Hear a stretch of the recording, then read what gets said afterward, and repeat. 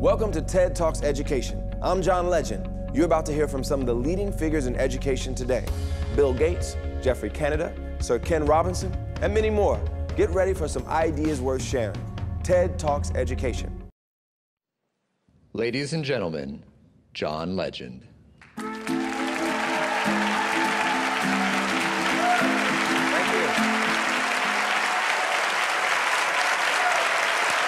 Thank you very much.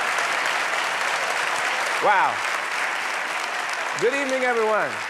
I'm John Legend, and I am thrilled to be hosting TED's first television show. Now, for those of you who don't know TED, this TED is not a man, not a movie. It's a nonprofit organization dedicated to sharing ideas worth spreading. And that's what we want to do tonight. We're here to address a crucially important issue, the high school dropout crisis. The facts are alarming. 1 in every 5 kids drops out of school before they graduate. And in some parts of the country, it's much worse. That's almost 1 million kids every year. Tonight, we're not going to play the blame game or point fingers. We're going to hear some of the finest minds in education, all dedicated to reimagining a better future, where all kids graduate high school and every kid has a chance to live a successful life. Now, my first guest has been a dedicated teacher for over 30 years. She's taught every grade level and is the author of Thinking on Your Feet, 10 Lessons on Being a Master Teacher. Joining us from Houston, Texas, please give a warm TED welcome to Rita Pierson.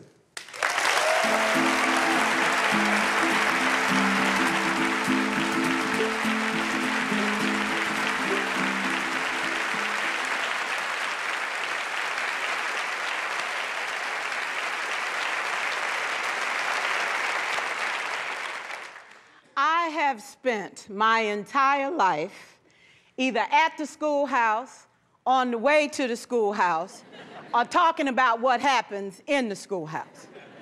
Both my parents were educators. My maternal grandparents were educators. And so needless to say, over those years, I've had a chance to look at education reform from a lot of perspectives. Some of those reforms have been good, some of them have been not so good.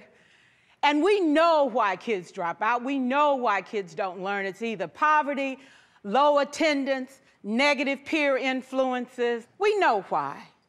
But one of the things that we rarely discuss is the value and importance of human connection, relationships. James Comer says that no significant learning can occur without a significant relationship.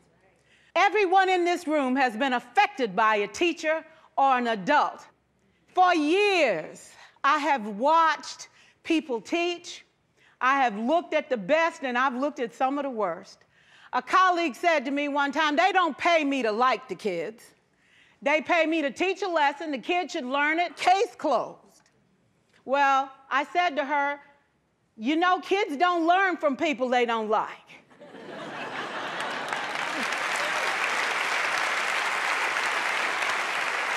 She said, that's just a bunch of hooey. And I said to her, well, your year is gonna be long and arduous, dear. Some people think that you can either have it in you to build a relationship or you don't. I think Stephen Covey had the right idea. He said you ought to just throw in a few simple things. Simple things like apologizing. You ever thought about that? Tell a kid you're sorry, they're in shock. I taught a lesson once on ratios. I'm not real good with math, but I was working on it. And I got back and looked at that teacher edition. I taught the whole lesson wrong. So I came back to class the next day and I said, look, guys, I need to apologize. I taught the whole lesson wrong. I'm so sorry. They said, that's okay, Miss Pierson. You were so excited. We just let you go.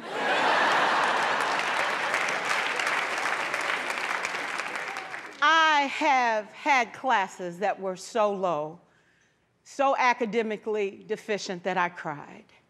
I wondered, how am I going to take this group in 9 months from where they are to where they need to be?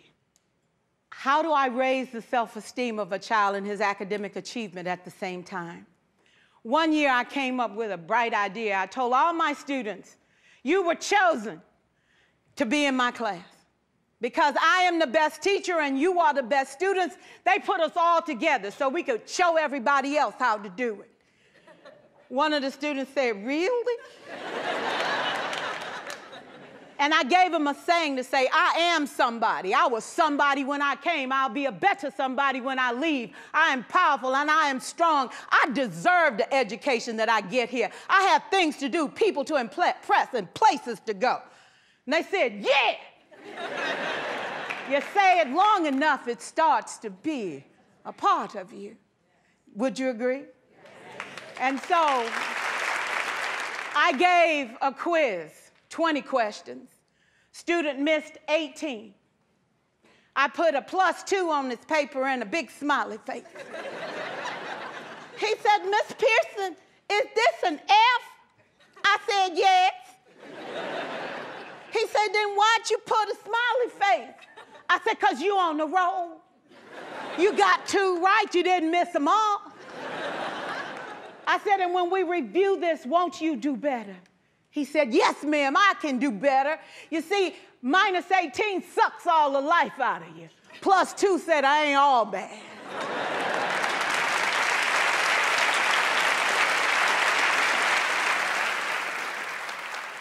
Can we stand to have more relationships? Absolutely. Will you like all your children? Of course not. And you know your toughest kids are never absent. Never.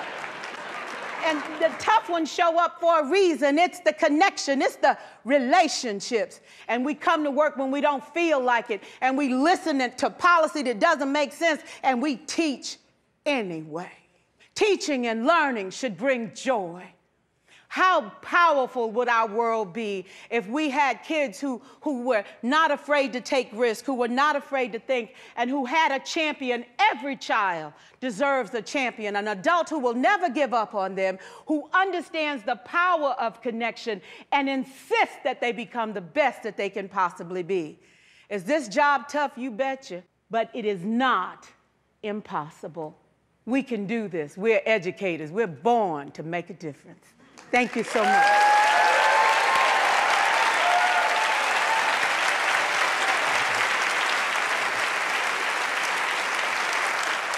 And now, a teacher who has figured out some very cool ways to keep his students engaged in learning.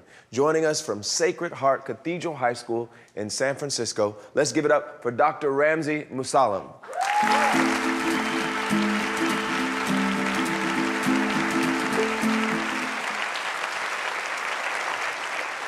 I teach chemistry.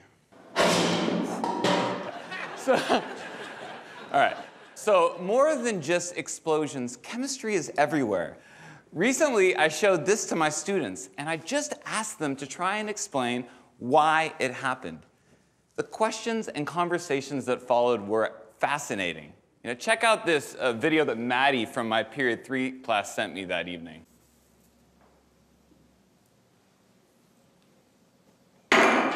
Yeah. Obviously, as Maddie's chemistry teacher, I loved that she went home and continued to geek out about this kind of ridiculous demonstration that we did in class. But what fascinated me more is that Maddie's curiosity took her to a new level. You know, questions and curiosity like Maddie's are magnets that draw us towards our teachers, and they transcend all technology or buzzwords in education. But if we place these technologies before student inquiry, we can be robbing ourselves of our greatest tool as teachers, our students' questions. For example, flipping a boring lecture from the classroom to the screen of a mobile device might save instructional time, but if it is the focus of our students' experience, it's the same dehumanizing chatter just wrapped up in fancy clothing. But if instead we have the guts to confuse our students, perplex them, and evoke real questions, through those questions, we as teachers have information that we can use to tailor robust and informed methods of blended instruction. So these are my daughters. On the right, you have little Emma Lou, and on the left, Riley. Now, Riley's going to be a big girl in a couple weeks here. She's going to be 4 years old. And anyone who knows a 4-year-old knows that they love to ask, why? Yeah, why? I could teach this kid anything because she is curious about everything. We all were at that age. But the challenge is really for Riley's future teachers, the ones she has yet to meet. How will they grow this curiosity? You see, I would argue that Riley is a metaphor for all kids. And I think dropping out of school comes in many different forms. To the senior who's checked out before the year's even begun, or that empty desk in the back of an urban middle school's classroom. But if we as educators leave behind this simple role as disseminators of content and embrace a new paradigm as cultivators of curiosity and inquiry, we just might bring a little bit more meaning to their school day and spark their imagination. Thank you very much.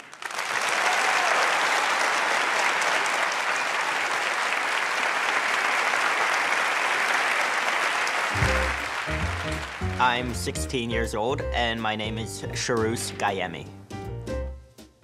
My father came from Iran, and my mother came from China. I speak some Chinese. I understand some Farsi, and recently I've started to study Spanish. I attend one of the most competitive schools in the city, if not the country. The educational system is validly criticized as being broken and dysfunctional. The primary goal should be, like the internet, as a great leveler. It ought to be able to provide everybody in America with opportunity, but an administrative culture that focuses on standardized testing does us no good at all. Because there is a difference between knowledge and understanding. My jazz piano teacher has really shown me new ways of thinking about learning. Jazz really required me to use a different set of skills than I'd been using for classical piano because I had to infuse the music with my own touches. It's one thing to regurgitate a fancy maneuver you've learned, but it's another thing to be able to improvise a harmonically stable piece by yourself. And if you truly understand something, it's far more important to you. It's more likely to be retained. It's far more likely to have some sort of meaning to you.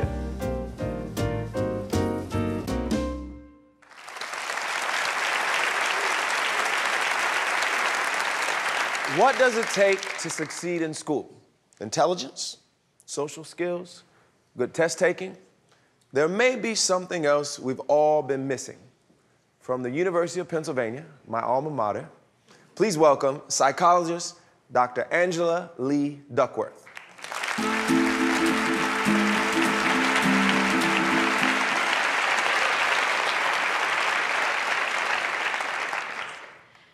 When I was 27 years old, I left a very demanding job in management consulting for a job that was even more demanding, teaching.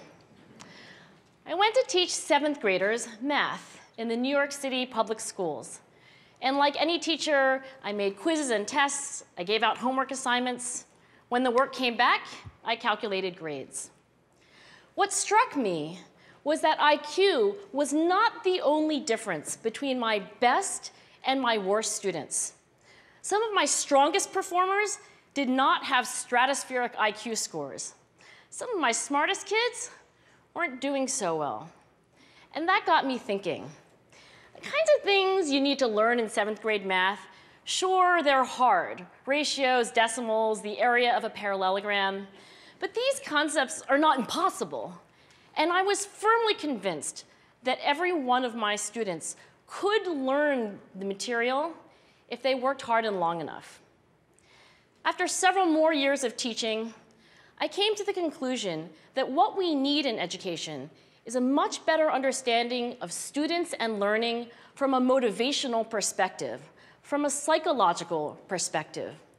In education, the one thing we know how to measure best is IQ. But what if doing well in school and in life depends on much more than your ability to learn quickly and easily. So I left the classroom, and I went to graduate school to become a psychologist. I started studying kids and adults in all kinds of super challenging settings. And in every study, my question was, who is successful here and why? My research team and I went to West Point Military Academy. We tried to predict which cadets would stay in military training and which would drop out. We went to the National Spelling Bee and tried to predict which children would advance farthest in competition. We studied rookie teachers working in really tough neighborhoods, asking which teachers are still going to be here in teaching by the end of the school year. And of those, who will be the most effective at improving learning outcomes for their students? In all those very different contexts, one characteristic emerged as a significant predictor of success. And it wasn't social intelligence, it wasn't good looks, physical health, and it wasn't IQ. It was grit. Grit is passion and perseverance for very long-term goals. Grit is having stamina. Grit is sticking with your future, day in, day out, not just for the week, not just for the month, but for years. Grit is living life like it's a marathon, not a sprint. A few years ago, I started studying grit in the Chicago public schools. I asked thousands of high school juniors to take grit questionnaires, and then waited around more than a year to see who would graduate. Turns out that grittier kids were significantly more likely to graduate, even when I matched them on every characteristic I could measure. Things like family income, standardized achievement test scores, even how safe kids felt when they were at school. So it's not just at West Point or the National Spelling Bee that grit matters, it's also in school, especially for kids at risk for dropping out. To me, the most shocking thing about grit is how little we know, how little science knows about building it. Every day, parents and teachers ask me, how do I build grit in kids? What do I do to teach kids a solid work ethic? How do I keep them motivated for the long run? The honest answer is, I don't know. What I do know is that talent doesn't make you gritty. Our data show very clearly that there are many talented individuals who simply do not follow through on their commitments. In fact, in our data, grit is usually unrelated or even inversely related to measures of talent. And that's where I'm going to end my remarks, because that's where we are. That's the work that stands before us. We need to take our best ideas, our strongest intuitions, and we need to test them. We need to measure whether we've been successful, and we have to be willing to fail, to be wrong, to start over again with lessons learned. In other words, we need to be gritty about getting our kids grittier. Thank you.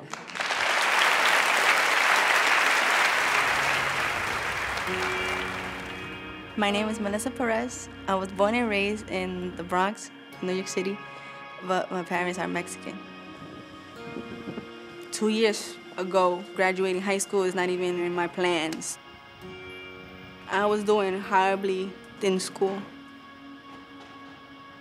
Going to a school that has metal detectors is stressful.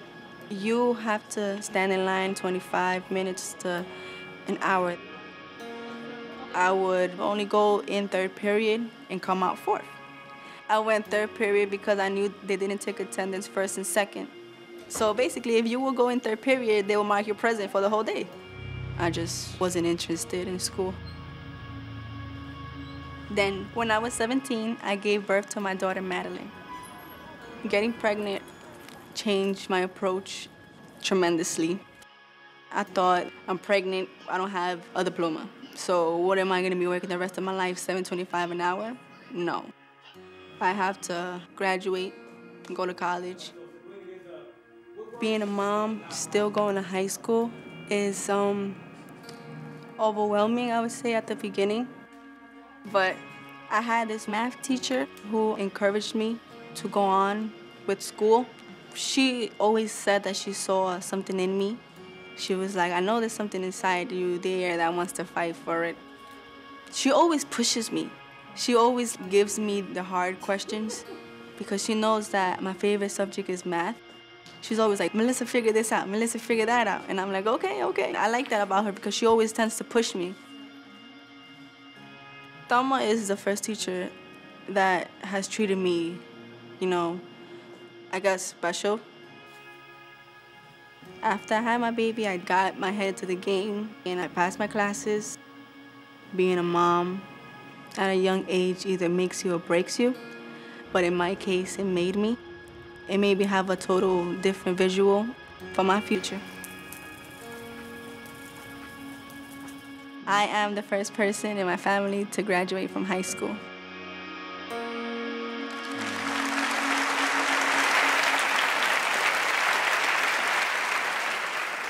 The Bill and Melinda Gates Foundation has spent billions of dollars working to solve some of the world's biggest problems.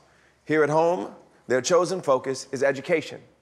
He describes himself as an impatient optimist. So let's not waste any time. Please welcome Bill Gates.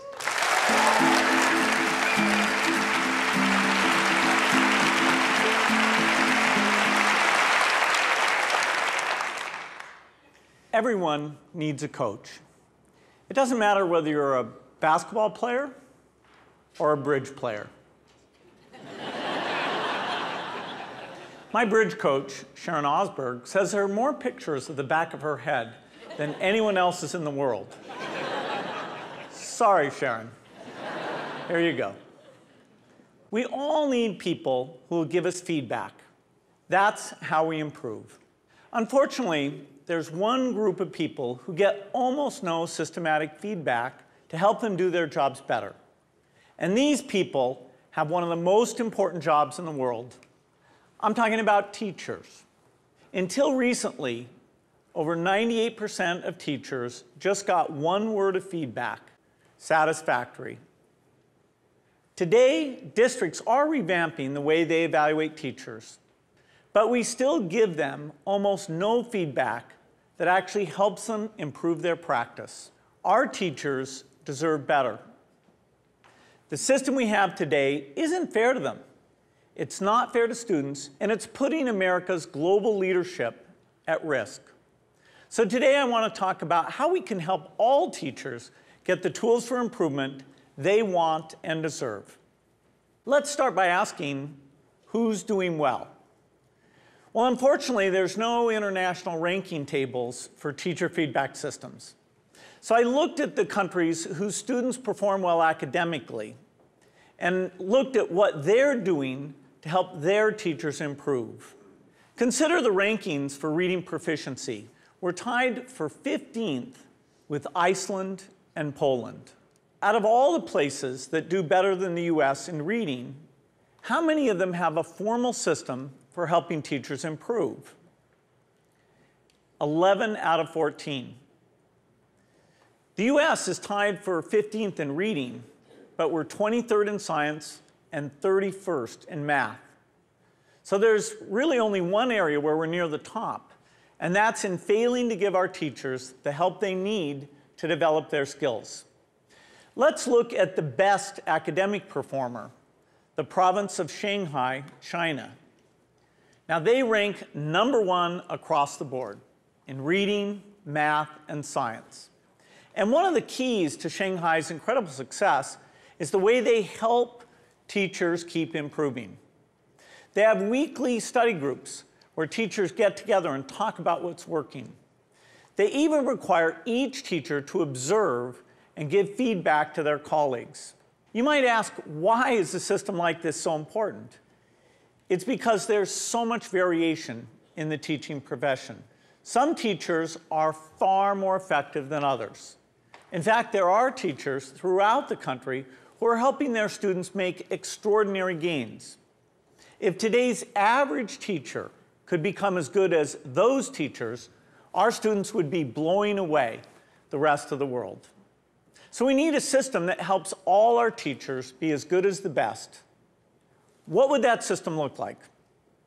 Well, to find out, our foundation has been working with 3,000 teachers in districts across the country on a project called MET, Measures of Effective Teaching. We had observers watch videos of teachers in the classroom and rate how they did on a range of practices. For example, did they ask their students challenging questions?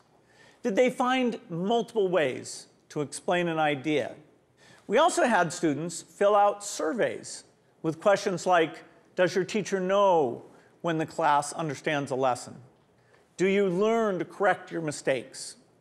And what we found is very exciting. First, the teachers who did well on these observations had far better student outcomes. So it tells us we're asking the right questions. And second, teachers in the program told us that these videos and these surveys from the students were very helpful diagnostic tools because they pointed to specific places where they can improve. Diagnosing areas where a teacher needs to improve is only half the battle. We also have to give them the tools they need to act on the diagnosis. Some teachers aren't immediately comfortable with the idea of a camera in the classroom. That's understandable. But our experience with MET suggests that if teachers manage the process, if they collect video in their own classrooms and they pick the lessons they want to submit, a lot of them will be eager to participate. Building the system will also require a considerable investment. Our foundation estimates that it could cost up to $5 billion. Now that's a big number, but to put it in perspective, it's less than 2% of what we spend every year on teachers' salaries. The impact for teachers would be phenomenal, but this system would have an even more important benefit for our country. It would put us on a path to making sure all our students get a great education, find a career that's fulfilling and rewarding, and have a chance to live out their dreams. This wouldn't just make us a more successful country. It would also make us a more fair and just one, too. I'm excited about the opportunity to give all our teachers the support they want and deserve. I hope you are, too. Thank you.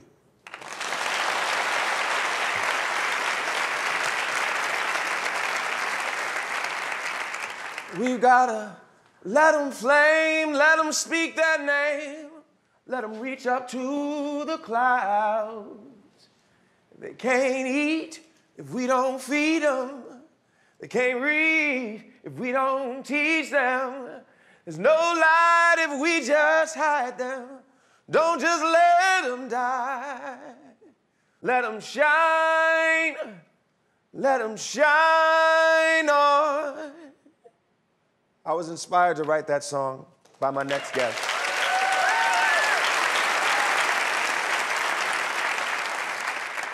For the last 30 years, my next guest has kept a promise he's made to thousands of parents and kids that not only will they graduate high school, he will personally stick with them all the way through graduating college. Please welcome the founder of the Harlem Children's Zone, my friend, Dr. Geoffrey Canada.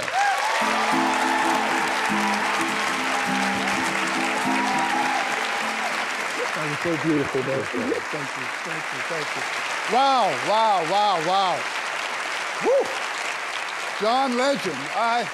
I've been introduced before, but that is sort of the highlight of my life, right? Can I tell you that? So I'm a little nervous because my wife, Yvonne, said to me, she said, Jeff, you watch the TED Talks? I said, yes, honey, I love TED Talks. She said, you know they're like really smart, talented people. I said, I know. She said, they don't want like the angry black man. So I said, no, I'm gonna be good, honey, I'm gonna be good, I am. But I am angry. And the last time I looked,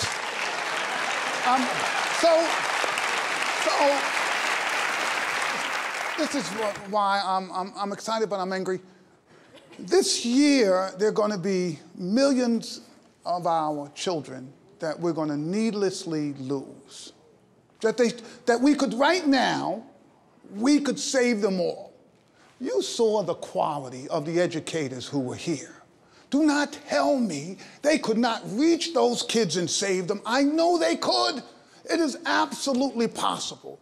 Those of us in education have held on to a business plan that we don't care how many millions of young people fail. We're going to continue to do the same thing that didn't work, and nobody is getting crazy about it enough to say enough is enough. So here's a business plan that simply does not make any sense. You know, I grew up in the inner city, and there were kids who were failing in schools 56 years ago when I first went to school.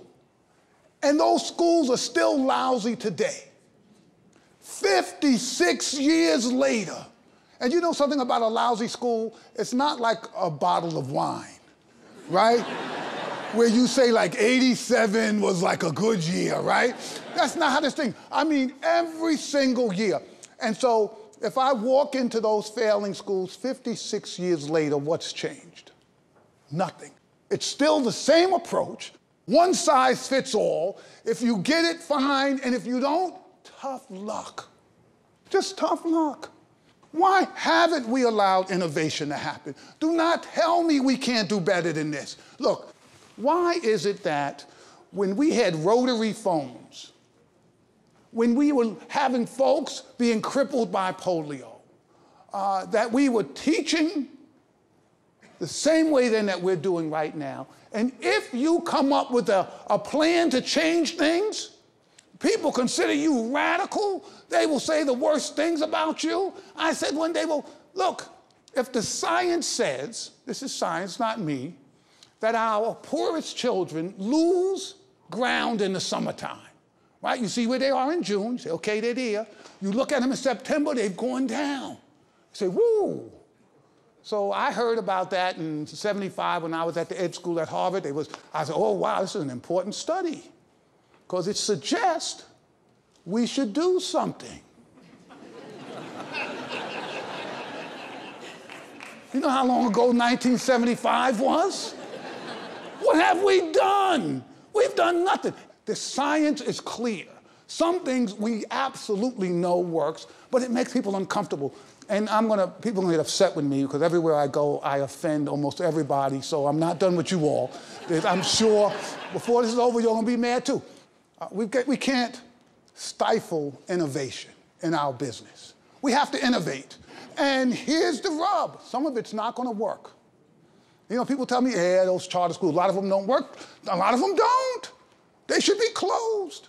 I mean, I really believe they should be closed. But we can't confuse figuring out the science and things not working with we shouldn't therefore do anything.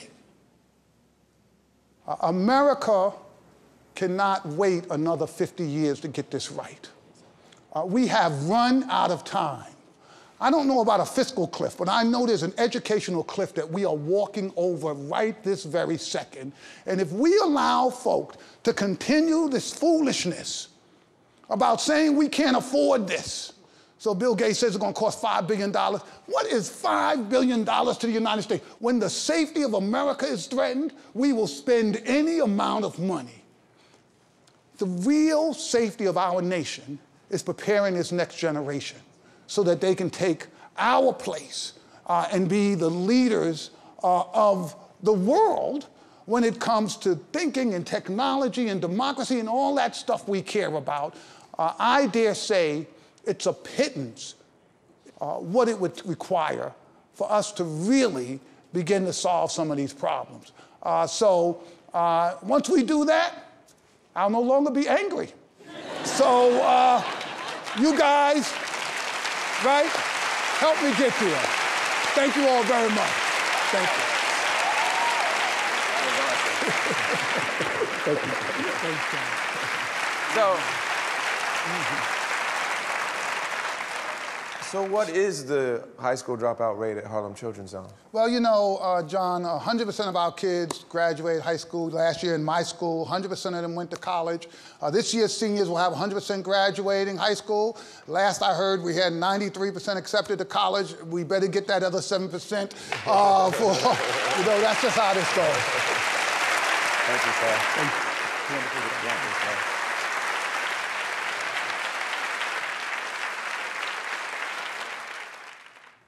At 7:45 a.m., I opened the doors to a building dedicated to building, yet only breaks me down. I march down hallways cleaned up after me every day by regular janitors, but I never had the decency to honor their names. Lockers left open like teenage boys' mouths when teenage girls wear clothes that covers their insecurities but exposes everything else. Masculinity mimicked by men who grew up with no fathers. Camouflage worn by bullies who are dangerously armed but need hugs. Teachers pay less than what it cost them to be here. Oceans of adolescents come here to receive lessons but never learn to swim. Part like the Red Sea when the bell rings. This is a training ground. My high school is Chicago, diverse and segregated on purpose. Social lines are barbed wire. Labels like regulars and honors resonate. I am in honors, but go home with regular students who are soldiers in territory that owns them. This is a training ground where one group is taught to lead and the other is made to follow. No wonder so many of my people spit bars, because the truth is hard to swallow. The need for degrees has left so many people frozen. I hear education systems are failing, but I believe they're succeeding at what they're built to do, to train you, to keep you on track, to track down an American dream that has failed so many of us all.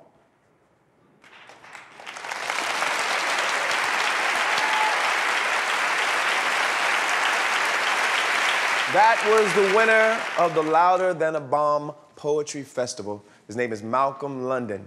At 19, yes. At 19, Malcolm, not that long out of high school, is already teaching young writers at a program in Chicago. Please give it up one more time for Malcolm.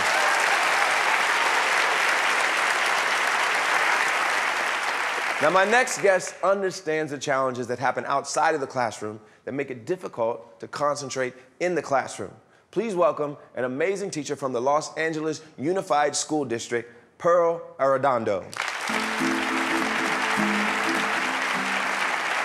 Welcome. Thank you so much. Thank you. So I grew up in East Los Angeles, not even realizing I was poor. My dad was a high-ranking gang member who ran the streets.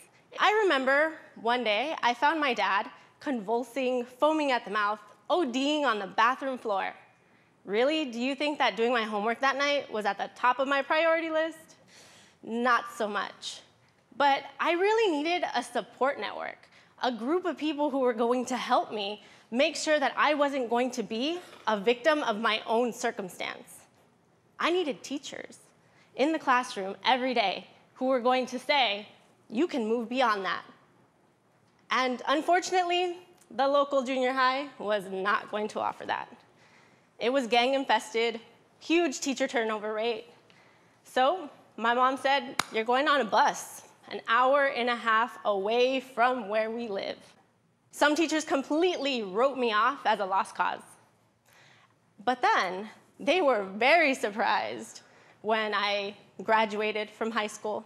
I was accepted to Pepperdine University, and I came back to the same school that I attended to be a special ed assistant, and then I told them, I want to be a teacher.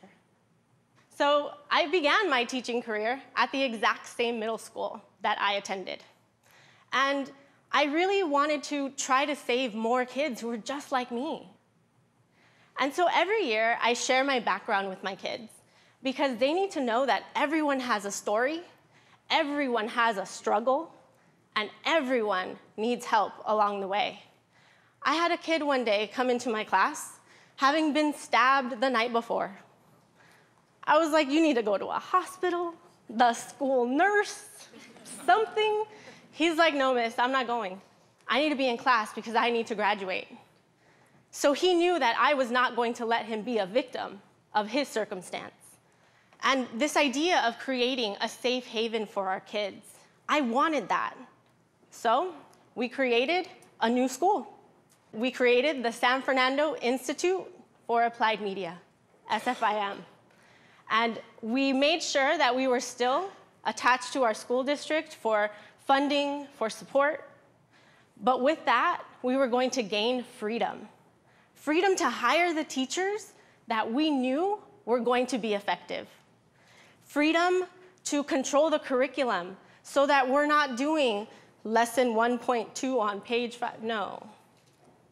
We wanted those freedoms. And as the very first pilot middle school in all of Los Angeles Unified School District, you better believe there was some opposition. And it was out of fear. Fear of, well, what if they get it wrong? Yeah, what if we get it wrong? But what if we get it right? And we did. Our state test scores have gone up more than 80 points since we've become our own school. But it's taken all stakeholders working together, teachers and principals on one-year contracts, working over and above beyond their contract hours without compensation. Why should our students have to go so far away from where they live? They deserve a quality school in their neighborhood, a school that they can be proud to say they attend, and a school that the community can be proud of as well.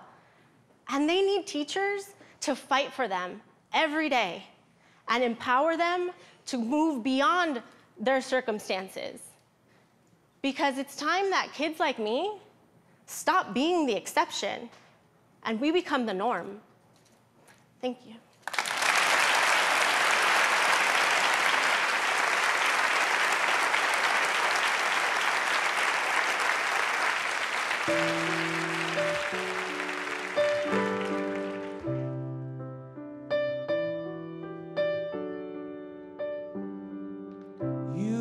The sad eyes, don't be discouraged. Oh, I realize it's hard to take courage in a world full of people.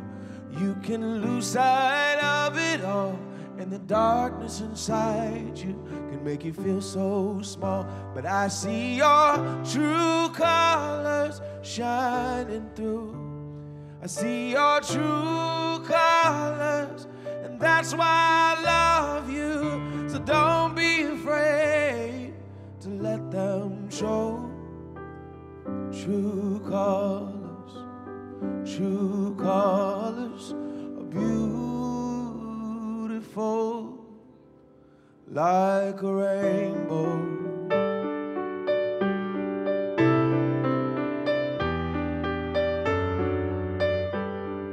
Show me a smile then. Don't be unhappy, can't remember when I last saw you laughing. If this world makes you crazy and you've taken all you can bear, you can call me up, 'cause you know I'll be there. And I'll see your true colors shining through. See your true colors, and that's why I love you. So don't be afraid to let them show. True colors are beautiful like a rainbow.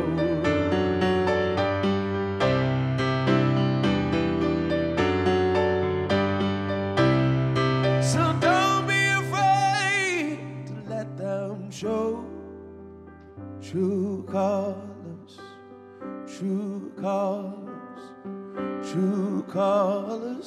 are beautiful like a rainbow.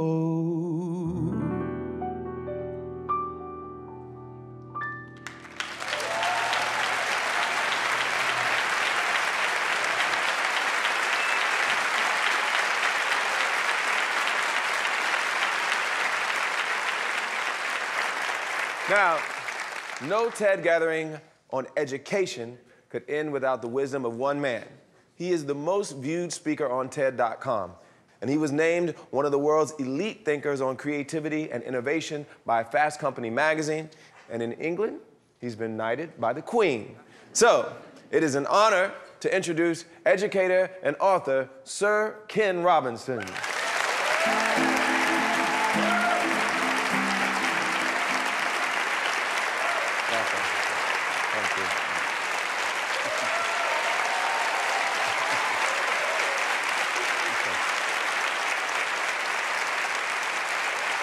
Thank you very much.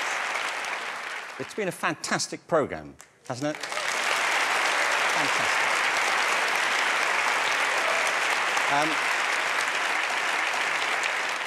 I think what this evening's been about is a different paradigm.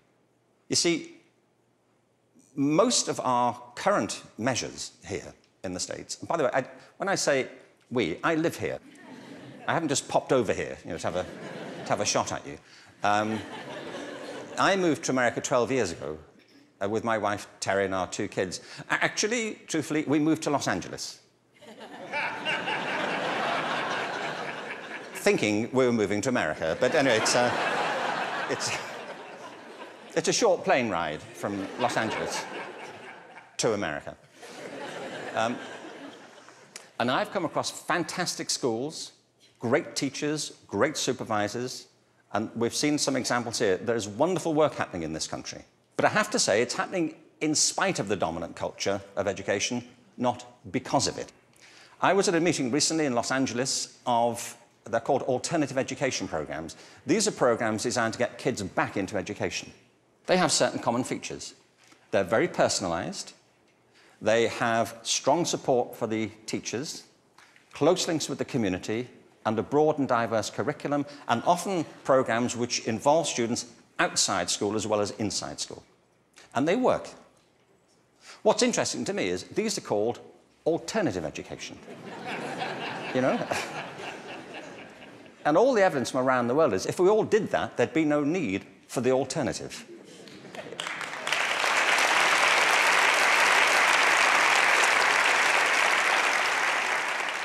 There are 3 principles on which human life flourishes, and they are contradicted by the culture of education under which most teachers have to labour and most students have to endure.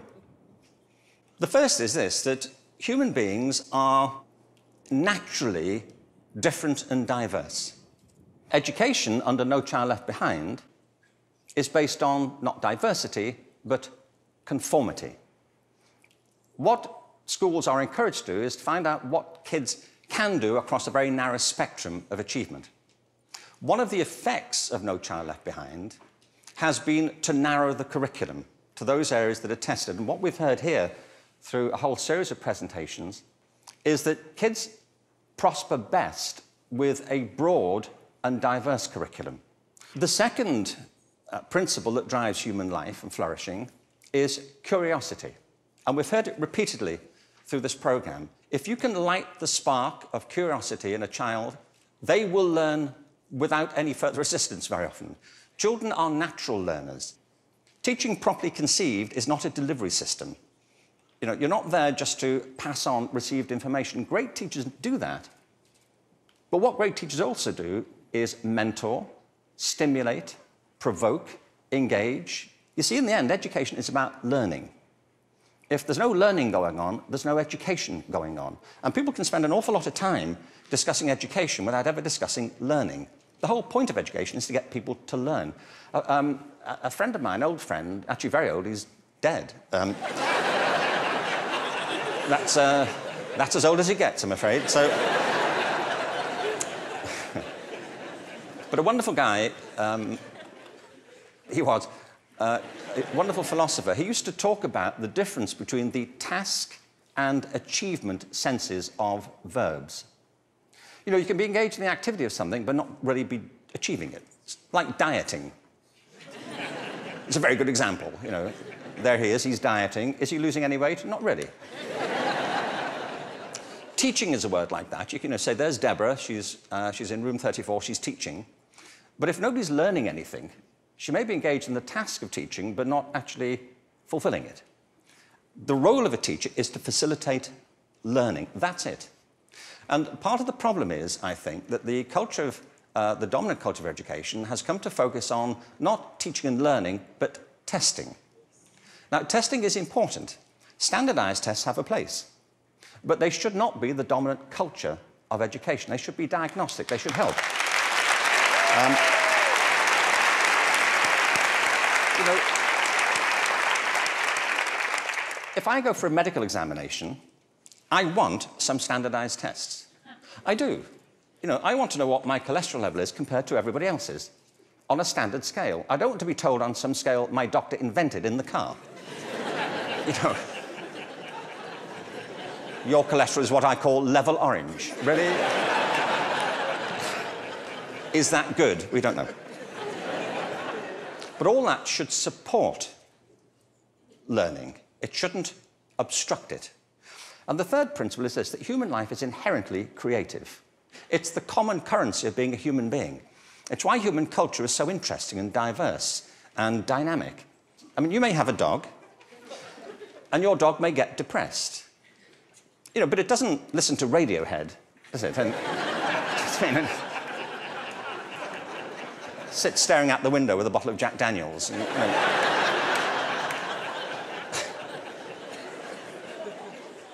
We all create our own lives through this restless process of imagining alternatives and possibilities, and one of the roles of education is to awaken and develop these powers of creativity. Instead, what we have is a culture of standardization. Now, it doesn't have to be that way. It really doesn't. Not far from where I live is a place called Death Valley.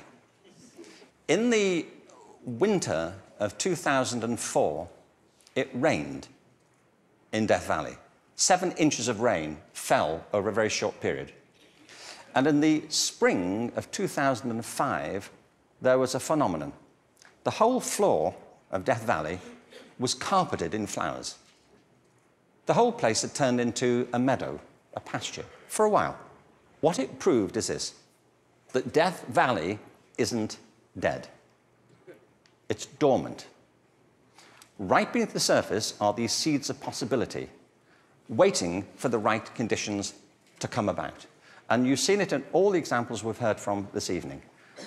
You take an area, a school, a district, you change the conditions, give people a different sense of possibility, a different set of expectations, a broader range of opportunities. You cherish and value the relationships between teachers and learners. You offer people the discretion to be creative and to innovate in what they do. And schools that were once bereft spring to life.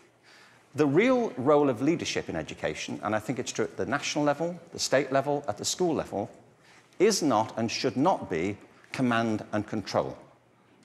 The real role of leadership is climate control, creating a climate of possibility.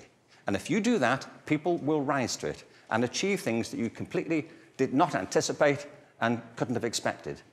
There's a wonderful quote from Benjamin Franklin, who said, there are 3 sorts of people in the world. Those who are immovable, we meet them all day, people who don't get it, they don't want to get it, they're not going to do anything about it.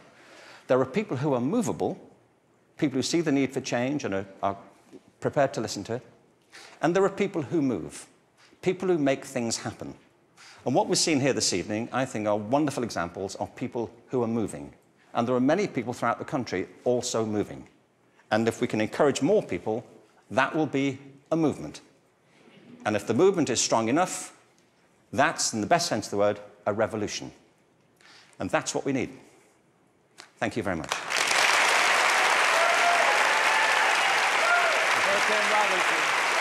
Thank you so much. Thank you.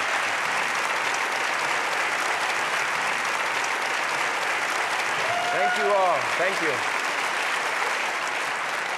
I want to thank all of you for being here and starting this conversation with us. Let's make it a beginning, not an end. Thank you very much and have a great night.